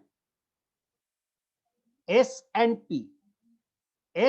पी के लिए क्या करना है कि NH सेल में जितना इलेक्ट्रॉन है सबका कंट्रीब्यूशन 0.35, एक इलेक्ट्रॉन छोड़कर। N-1H सेल में सबका कंट्रीब्यूशन 0.85, N-2H एंड लोअर सबका कंट्रीब्यूशन 1। D एंड F के लिए सेम ग्रुप लिख रहा हूं मैं। सेम ग्रुप में एक इलेक्ट्रॉन छोड़कर 0.35, एक इलेक्ट्रॉन छोड़कर। Others all electron 1। एक याद रखिए, राइट साइड में कोई इलेक्ट्रॉन है तो 0, राइट साइड में कोई इलेक्ट्रॉन है तो 0, राइट साइड में कोई इलेक्ट्रॉन है तो 0। इतना ही बात है कि जिस इलेक्ट्रॉन का निकाल रहे हैं सबसे पहले तो इलेक्ट्रॉनिक कॉन्फ़िगरेशन लिखो और जैसे ग्रुप करने बोल रहा हूं वैसे ग्रुप करो। रूल 1 लगाओ सबसे पहले कि जिस तरह से हम ग्रुप करने बोल रहे हैं उस तरह से ग्रुप करें। अब जिस इलेक्ट्रॉन का निकालना है उसके राइट साइड में जितने भी इलेक्ट्रॉन है सबका 0। जिस ग्रुप में है वो, उस ग्रुप में अगर वो डी इलेक्ट्रॉन है तो एक इलेक्ट्रॉन छोड़कर बाकी सबका 0.35। उसके लेफ्ट साइड में जितने इलेक्ट्रॉन हैं सबका 1। जिस इलेक्ट्रॉन का निकाल रहे हैं अगर वो s या p इलेक्ट्रॉन है तो एक इलेक्ट्रॉन छोड़कर उस सेल में जितने इलेक्ट्रॉन है सबका 0.35, उसके एक सेल पहले जितने इलेक्ट्रॉन है सबका 0.85 और उससे पहले जितने भी इलेक्ट्रॉन है सबका 1। करीब करीब 7-8 बार मैंने समझा दिया बेटा, 7-8 बार से कम नहीं समझाया। अब होता क्या है, बच्चा मेरी बात नहीं सुनता है और फिर भी वो कहीं और कंसंट्रेशन लगाए हुए रहता है। इतनी सिंपल सी बात 10 बार बताने के बाद भी नहीं समझ में अगर आ रहा है तो बहुत ज्यादा दिक्कत है, आपको अटेंड नहीं करने आ रहा है क्लास। यहां देखिए please, 12th electron of copper बोल रहा है, तो आप क्या करो, कॉपर का एटॉमिक नंबर लिखो। कॉपर का एटॉमिक नंबर होता है 29। इलेक्ट्रॉनिक कॉन्फ़िगरेशन लिखिए उसी स्टाइल में जिस स्टाइल में रूल 1 बोल रहा है, 1s2 2s2 2p6 3s2 3p6। 3d में बाद में भरेंगे, पहले 4s2 भरेंगे, सॉरी 4s1 आएगा कॉपर में, कॉपर है 4s1 भरेंगे और 3d10 भरेंगे। अब देखिए 12th इलेक्ट्रॉन कहां है, first second third fourth 6 10 10th electron 11 electron 12th electron यहां है, इसमें है 12th इलेक्ट्रॉन, s इलेक्ट्रॉन है। कैसा इलेक्ट्रॉन है, s इलेक्ट्रॉन। तो इसके राइट साइड में जितना भी है सबका 0, इसमें जितना भी है एक छोड़कर 6 2 8 इलेक्ट्रॉन है, एक घटा दीजिए 7 इंटू 0.35, इसका प्रिंसिपल क्वांटम नंबर 3 है तो उससे एक पहले 8 इंटू 0.85 और उसके पहले जितने भी इलेक्ट्रॉन है सबका 1, 2 इंटू 1।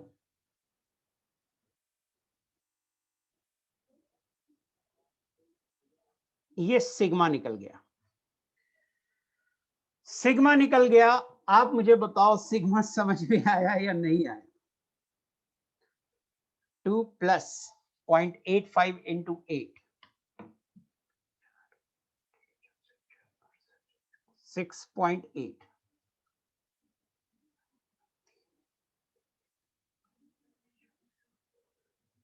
2.45 प्लस 0 और ये आएगा 8.8 प्लस 2.45, ये आएगा 11.25।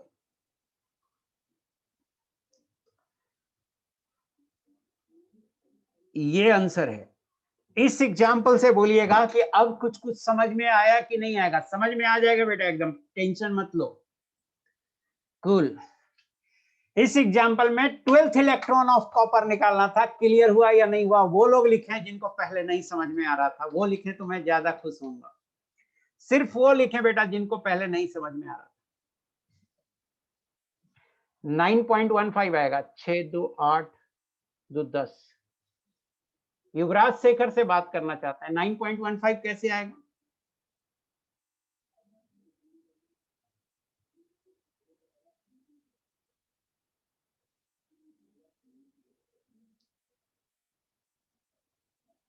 जेड इफेक्टिव तो निकालूंगा, अभी सिग्मा निकालूंगा।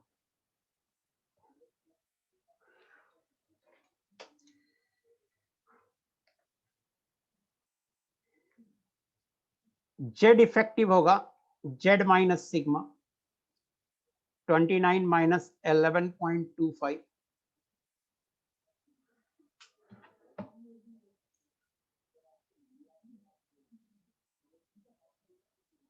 17.75।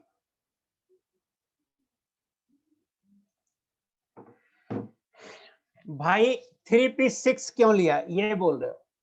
मैंने क्या बोला, जिस ग्रुप में इलेक्ट्रॉन है उसके राइट साइड में, जिस ग्रुप में इलेक्ट्रॉन है उसके राइट साइड वाले को 0 लेना है। तो हमारा ग्रुप जो ब्रैकेट बना रहे ना बेटा, ब्रैकेट, उस ब्रैकेट में एक ग्रुप बोल रहे हैं, ब्रैकेट को एक ग्रुप बोल रहे हैं, जो पैरेंथेसिस बना रहे हैं उसको एक ग्रुप बोल रहे हैं।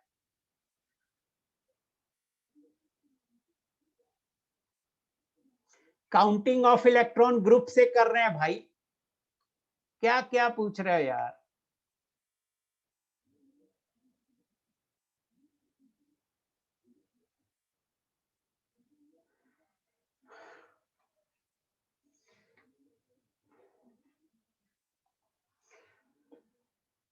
आप अपना लॉजिक नहीं दो ना, मैं जो बता रहा हूं वो क्यों नहीं दिमाग में ग्रहण कर रहे हो? मैं जो बता रहा हूं वो दिमाग में क्यों ग्रहण नहीं कर रहे हो और आप अपना लॉजिक दे रहे हो?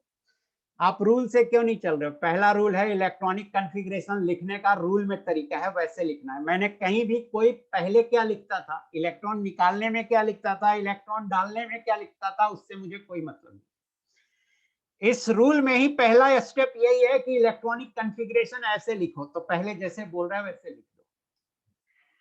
उसके बाद बोल रहा है कि जिस ग्रुप में इलेक्ट्रॉन है उसके राइट साइड वाले ग्रुप का, तो इलेक्ट्रॉन है 12th इलेक्ट्रॉन यहां है, तो ग्रुप का मतलब ये पूरा है बेटा, इसके राइट साइड ये हुआ।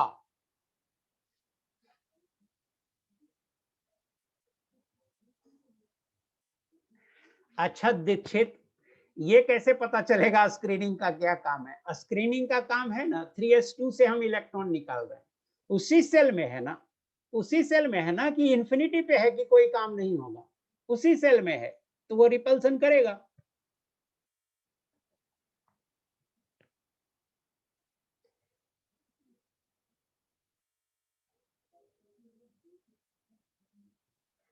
n-1 में 8 इंटू 0.85 होगा ना, s इलेक्ट्रॉन है ना, n-1 में 0.85 कंट्रीब्यूशन होता है।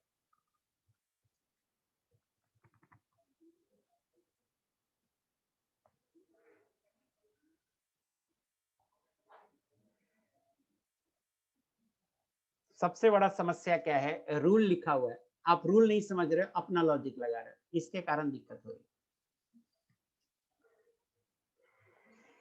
चलिए, रूल नहीं समझ रहे हो और अपना लॉजिक लगा रहे हो, इससे दिक्कत हो रही है। अब देखिए 20th इलेक्ट्रॉन ऑफ कॉपर, ये फर्स्ट बनाया हमने, सेकंड बनाते हैं 20th इलेक्ट्रॉन ऑफ कॉपर। पहले इलेक्ट्रॉनिक कॉन्फ़िगरेशन लिखिए, 1s2, लिखने का भी नहीं ध्यान देता है हम कैसे लिखते हैं, 2p6 2s2 2p6, 3s2 3p6, 3d10 4s1, यहां तक 18 इलेक्ट्रॉन है। 19वां ये 19th इलेक्ट्रॉन है, ये 19th इलेक्ट्रॉन है, और इसमें जो इलेक्ट्रॉन है ये 20th इलेक्ट्रॉन होगा, इसमें आएगा। और 21 22 23 से लेके 29 भी इसी में आएगा। 20th इलेक्ट्रॉन 3D में आएगा। तो पहला स्टेप क्या कीजिए, 3D में 10 इलेक्ट्रॉन है, इसे 9 + 1 कर लीजिए, और एक इलेक्ट्रॉन जिसका निकालना है उसको छोड़कर बाकी का कंट्रीब्यूशन होगा 9 × 0.35, और डी इलेक्ट्रॉन है तो उसके अंदर जितने भी हैं सबका कंट्रीब्यूशन होगा 1, 18 × 1, सिग्मा बराबर हो जाएगा बराबर 18 +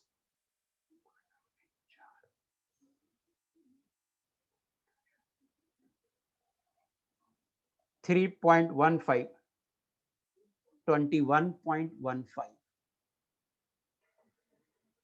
सो सिग्मा आ गया, जेड इफेक्टिव होगा जेड माइनस सिग्मा 29 - 21.15, और ये आ जाएगा 7.85।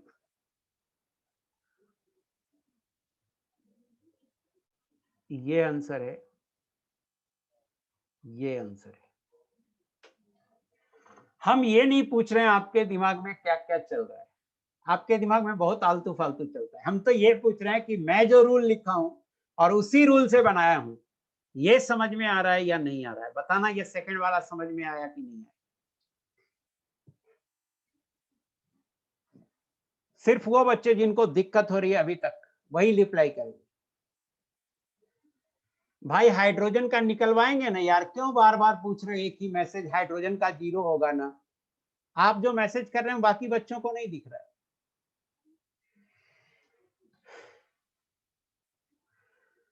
दिव्यांश बार बार बोल रहा है सर मेरा डाउट तो बता दीजिए, क्या डाउट है खाली प्लीज सर, मुझे दिख रहा है। दिव्यांश क्या डाउट है तुम्हारा, मुझे सिर्फ प्लीज सर दिख रहा है, वो भी अब दिखना बंद हो गया। डी में 0.85 से मल्टीप्लाई नहीं होता है अंको, डी में 0.85 से मल्टीप्लाई नहीं होता है। आप तो कुछ याद ही नहीं रखते हो यार।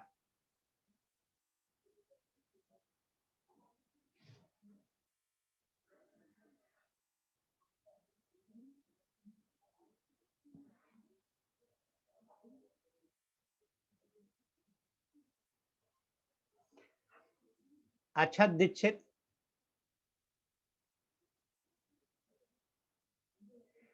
दिव्यांश कह रहा है कि 4s को 3d से पहले लिखें। दिव्यांश रूल देखो ना बेटा, रूल देखो, रूल देखो। Rule 1, write electronic configuration and group them as follows. इस रूल को लगाओगे तो कैसे लिख पाओगे 4s को 3d से पहले? इस रूल में क्या लिखा हुआ है 4s 3d से पहले? नहीं लिखा हुआ है ना, तो ये रूल क्यों फॉलो नहीं करना चाहते हो, मुझे ये नहीं समझ में आ रहा है। दिव्यांश से मैं बात कर रहा हूं। यस सर समझ गए, इतनी देर से मैं बोल रहा हूं बेटा कि रूल लगाओ, रूल लगाओ, रूल लगाओ, पढ़ने के लिए तैयार ही नहीं हो rule.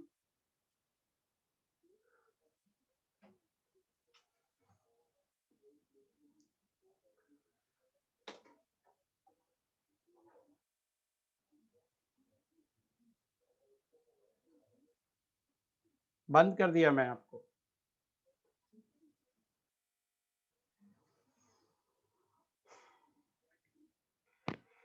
Correct, calculate Z effective and sigma for 3s and 3p subshell of for electrons in 3s and 3p subshell of phosphorus atom. Phosphorus है 15 इलेक्ट्रॉन होगा। कॉन्फ़िगरेशन लिखिए 1s2 2s2 2p6 3s2 3p3 6 4 10 2 12 13 14 15। 3s and 3p subshell of electron जो है या 3s 3p में है, किसी भी एक में आप ले लो, किसी भी एक में सेम आएगा। 3s में लोगे तब भी वही आएगा और 3p में लोगे तब भी वही आएगा, सेम आएगा।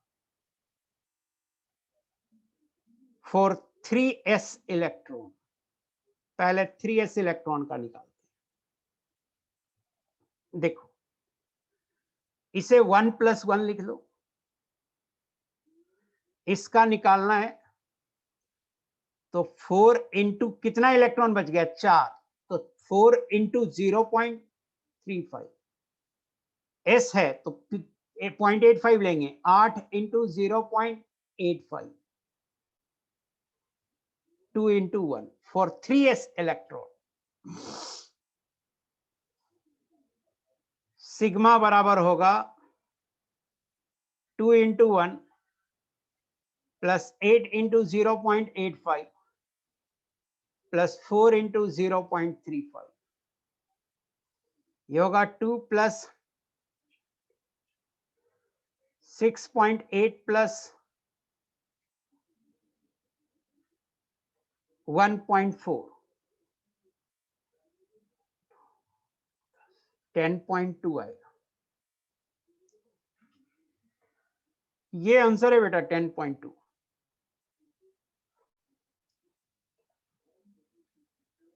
जेड इफेक्टिव होगा जेड माइनस सिग्मा, ये होगा 15 माइनस 10.2 4.8, ये भी आंसर है बेटा। 3p इलेक्ट्रॉन का आप निकालिए और आप देखिए सेम आ रहा है या नहीं आ रहा है। पहले मुझे बताओ 3s इलेक्ट्रॉन का समझ में आया कि नहीं आया?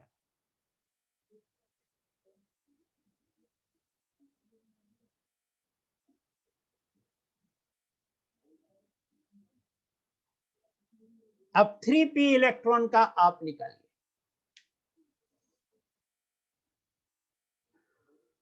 फॉर 3p इलेक्ट्रॉन जानते हैं एकदम सिंपल सा कैलकुलेशन होता है, जिसको आप आलतू फालतू पूछकर बहुत खराब कर देते हैं।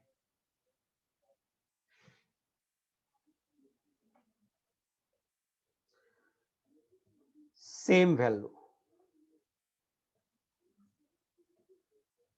सबसे पहले जोर दीजिए कि टीचर क्या बोल रहा है, कि टीचर कैसे कैलकुलेट करने बोल रहा है, उससे सीखिए। आपको रूल तक दिमाग में नहीं रहता है, अपनी बात लगाते हैं।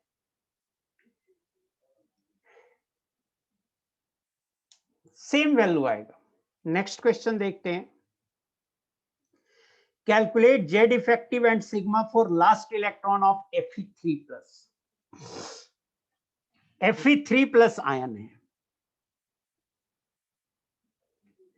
इसका कॉन्फ़िगरेशन लिखो, आर्गन 18, 4s0 20,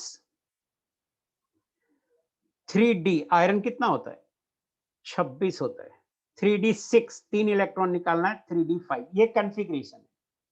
अब इसको ऐसे लिखो 1s2 2s2 2p6 3s2 3p6 3d5। इसका लास्ट इलेक्ट्रॉन Fe3+ आयन का अब कौन होगा? तो इसका लास्ट इलेक्ट्रॉन यहां होगा। लास्ट इलेक्ट्रॉन यहां आया। आप इसे 4+1 लिखो और 4 इंटू डी में है 4 इंटू 0.35 और डी में 0.35 है, उसके बाद सारा का 1, तो 6 2 8 2 10 8 18 18 इंटू 1। सिग्मा बराबर हो जाएगा 4 इंटू 0.35 प्लस 18 1.4 प्लस 18 19.4। ये आंसर है। जेड इफेक्टिव होगा जेड माइनस सिग्मा 26 माइनस 19.4 6.6। ये आंसर है। बेटा रूल है, कहीं से आया नहीं, रूल तो लिखाया 0.35, फिर क्यों पूछ रहे हो 0.35 कहां से आया? रूल का मतलब समझते हो? रूल का मतलब होता है साइंटिस्ट वेरियस एक्सपेरिमेंट करते हैं और उसके बाद रूल बनाते हैं। हम स्टूडेंट्स को, हम टीचर को साइंटिस्ट द्वारा बनाए गए रूल को फॉलो करना होता है। स्लैटर रूल है ये।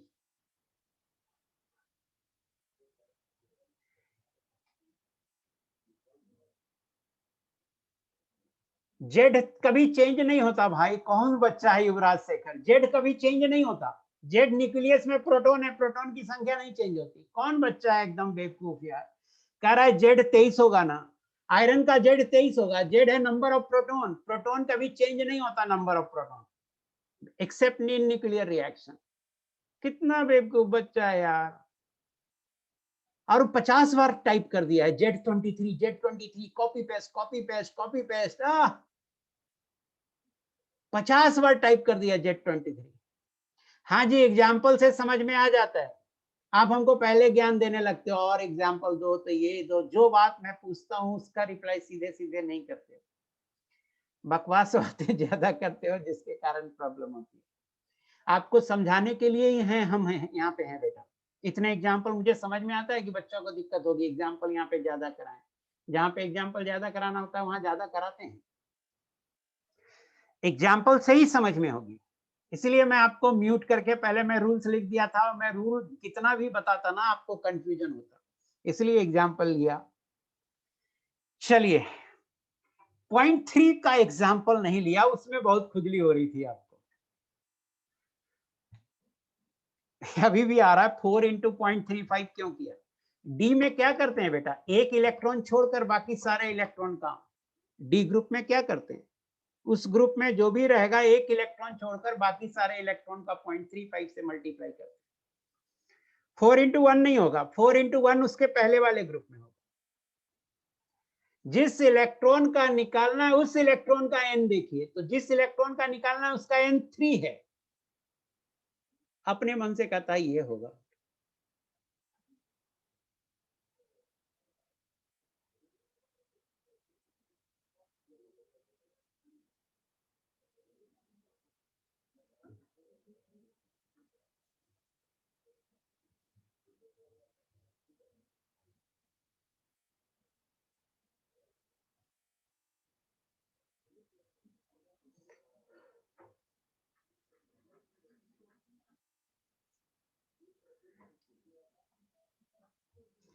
करा एग्जाम्पल 33 सेम कैसे होगा? ये एक ग्रुप है बेटा, ये दूसरा ग्रुप है, ये तीसरा ग्रुप है, क्या दिक्कत है? कैसे कैलकुलेट करोगे? कैलकुलेट करो। अक्षत गुप्ता नहीं समझ में आ रहा तुम क्या बोल रहे हो, बेवकूफी वाली बात कर रहे हो, कम रिपल्सन ज्यादा रिपल्सन सब बेवकूफी वाली बात कर रहे हो।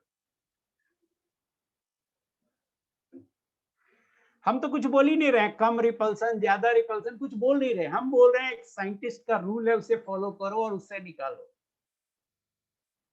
रूल के हिसाब से कुछ गलत हो तो बताओ। सबको दिक्कत हो रही थी कि 1s का 0.3 कब लेते हैं, उसका एग्जाम्पल लेने का टाइम आ गया है। मैं टाइम ज्यादा, आप लोग बहुत टाइम खराब करते हो, बहुत टाइम खराब करते हो।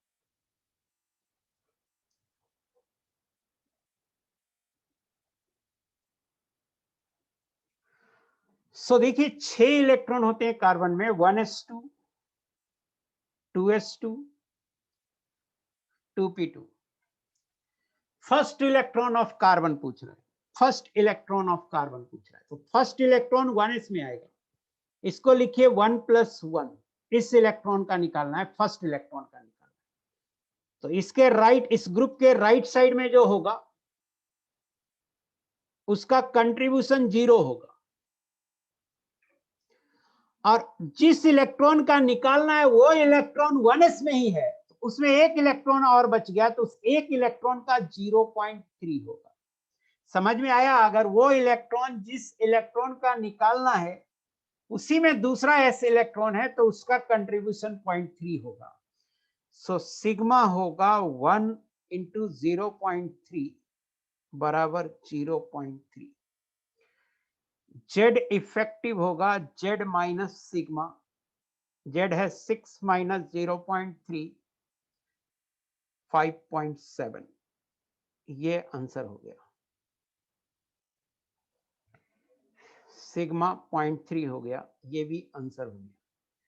समझ में आया बेटा कि कब हम 1s का 0.3 लेंगे? सिर्फ तब लेंगे जिस सेल में इलेक्ट्रॉन को निकालना है उसी सेल का। मीन्स देखिए, अगर 1s में इलेक्ट्रॉन का निकालना होगा तब लेंगे। हाइड्रोजन के केस में तो सिग्मा 0 होगा, 1s 1 ही होता है तो सिग्मा 0 हो गया। हीलियम के केस में ले सकते हैं, 1s2 हुआ, एक इलेक्ट्रॉन का निकालना है, सिग्मा होगा 1 × 0.3। तो हाइड्रोजन और हीलियम का केस में होगा, और बाकी सब एटम में तब होगा जब 1s इलेक्ट्रॉन का निकालेंगे, अदरवाइज नहीं होगा। आई होप कि 0.3 की बात आपको अब समझ में आ गई होगी। बताना 0.3 की बात समझ में आई कि नहीं आई?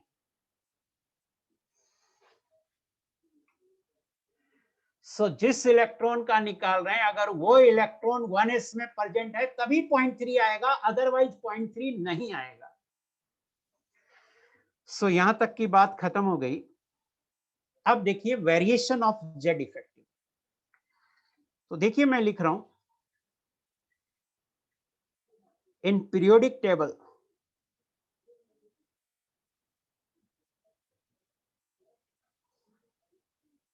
in a period from left to right,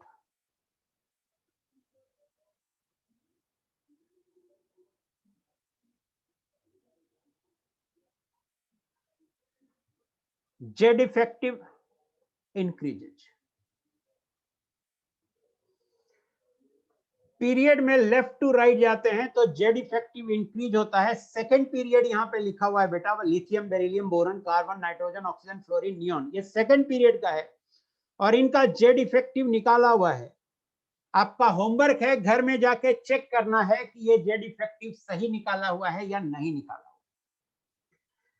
last electron का ये जेड इफेक्टिव है। कौन से इलेक्ट्रॉन का है? तो लास्ट इलेक्ट्रॉन का है। जैसे लिथियम का निकालते हैं, लिथियम का 3 होता है, 1s2 2s1, तो इस इलेक्ट्रॉन का निकालना है तो एक इलेक्ट्रॉन छोड़ दें तो 0 × 0.35 और 2 × 0.85, सिग्मा होगा 2 × 0.85 + 0 1.7, जेड इफेक्टिव होगा 3 - 1.7, 1.3। लिथियम का मैंने निकाल के बता दिया, बाकी सबका आपको निकालना है और बताना है मुझे कि ये सारे सही हैं या नहीं है। तो पीरियड में जब लेफ्ट टू राइट जाते हैं तो जेड इफेक्टिव बढ़ता है, ये इंपॉर्टेंट पॉइंट है और इसे याद रखेंगे। पीरियोडिक टेबल में इस तरफ वाले को पीरियड बोलते हैं, लेफ्ट टू राइट, और टॉप टू बॉटम वाले को ग्रुप बोलते हैं। In a group, in periodic table,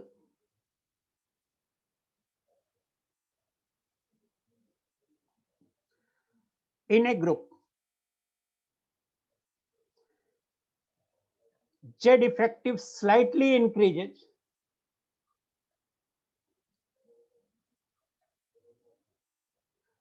or practically remains constant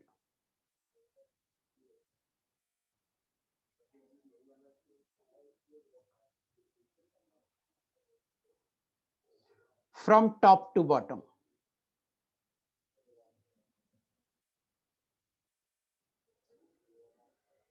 period में लेफ्ट टू राइट जाइएगा तो इंक्रीज होगा, और टॉप टू बॉटम आइएगा ग्रुप में तो स्लाइटली इंक्रीज होता है या प्रैक्टिकली कांस्टेंट रहता है। यहाँ पे निकाला हुआ है, आप घर जाके चेक करेंगे कि ये सही निकाला हुआ है या नहीं निकाला हुआ है।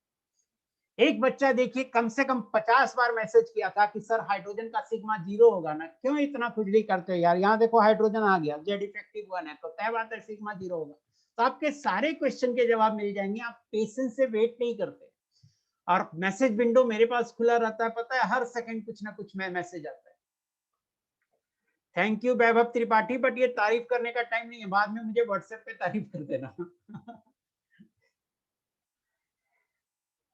हाँ, आज मेरी एक और क्लास है, मैं अभी इस क्लास के बाद लूंगा, है ना, इसको लॉग आउट करने के बाद लूंगा। अभी वेट करो ना, मुझे खत्म करने दो, चैप्टर फिनिश करने दो। In D block elements, periodic table में डी ब्लॉक एलिमेंट्स होते हैं। तो 3D से जब 4D में आइएगा तो जेड इफेक्टिव इंक्रीज होगा।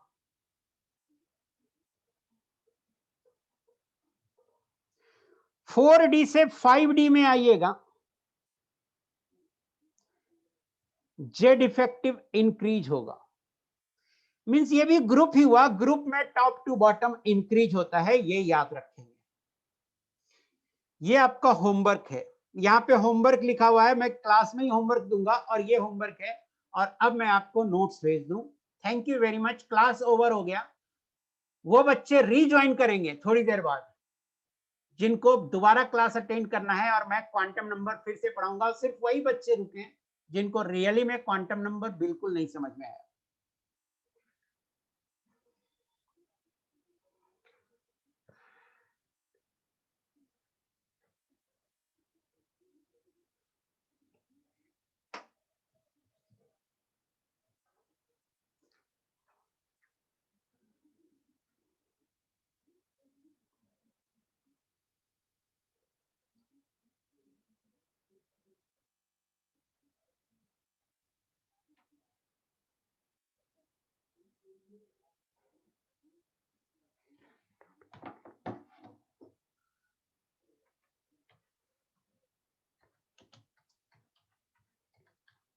नेक्स्ट क्लास में नया चैप्टर पढ़ाएंगे।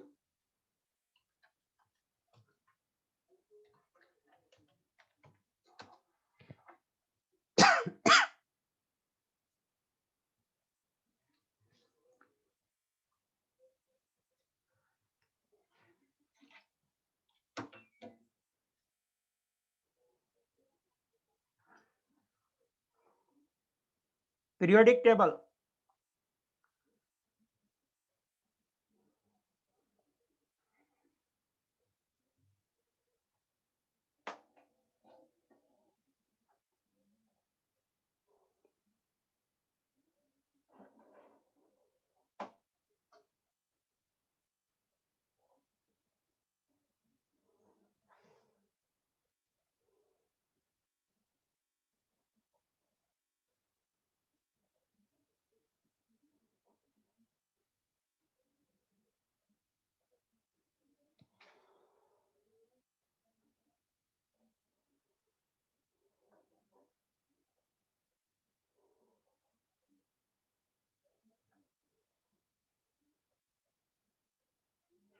2 क्लास में मैं क्वांटम नंबर पूरा खत्म कर दूंगा, 2 क्लास में। तो इस पूरा समझाऊंगा बेसिक्स केवल। जो बच्चा को कुछ नहीं समझ में आया, इलेक्ट्रॉन प्रोटॉन नहीं पता है, वो भी बच्चा बैठा हुआ है, उसके लिए क्लास लगाया हूं।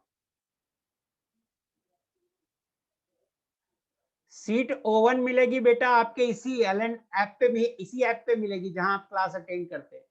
थोड़ा एक्सप्लोर करो ना क्या क्या दिया हुआ है।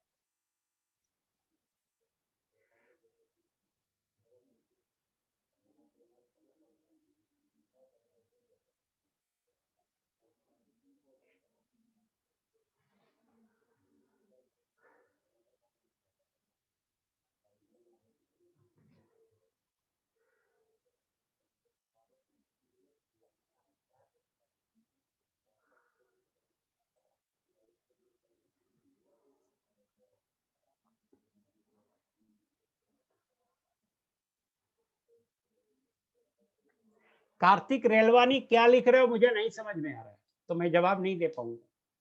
पूरा एग्जाम्पल से लिखोगे, मुझे व्हाट्सएप करके बताना, या जो आप यहाँ पे पूछते हैं ना, वो ई सॉल्यूशन ऐप पे पूछिए। व्हाट्सएप पे भी जरूरी नहीं मैं रिवाइज कर दूं कि जवाब दे पाऊंगा। सो आप ई सॉल्यूशन पे पूछिए, ई सॉल्यूशन ऐप।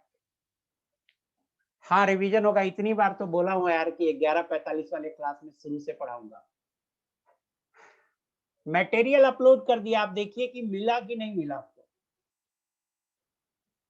अर्पित सिंह, इतनी बार तो बोला कि रिवीजन कराऊंगा क्वांटम नंबर का, क्यों बार बार पूछ रहे हो यार।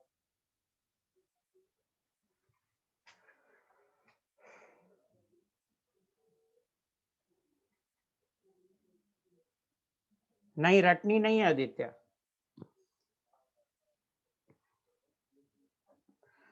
आप मुझे सिर्फ ये बताओ, मिला ना? हाँ मिल गया, लिख दिया, ठीक है, थैंक यू। क्लास को एंड कर रहा हूँ।